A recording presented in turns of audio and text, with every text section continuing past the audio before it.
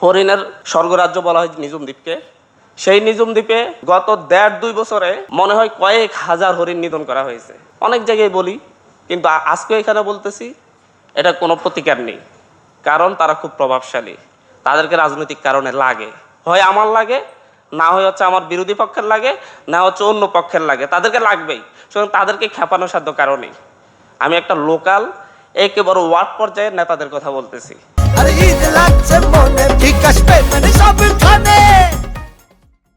বাংলাদেশকে যদি মুক্ত করতে হয়, খাদ্য নিরাপত্তার কথা বলি, পানি নিরাপত্তার কথা বলি, কৃষি নিরাপত্তার কথা বলি, প্রত্যেকটা বিষয় একটা সার্কেলের মধ্যে ঘুরে আসে। আমি একটা কথা বলি যে হচ্ছে আমরা যে এই যে এখানে একটা পানি দেওয়া হয়েছে, এই পানি কি 15 টাকা হবে নাকি 20 টাকা হবে, এটা নির্ধারণ করি আমরা রাজনীতিবিদরা, আমরা যারা রাজনীতি করি।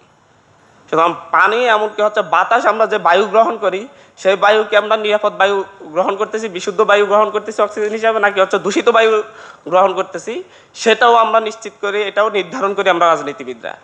সুতরাং এই বাংলাদেশে আমাদের মতো যারা রাজনীতিবিদরা আছে, আমরা যারা এখন রাজনীতি করতেছি এবং যারা আগ থেকে রাজনীতি করছে, এরা সবাই যতদিন পর্যন্ত একটা ঐক্যমত আসবে, একটা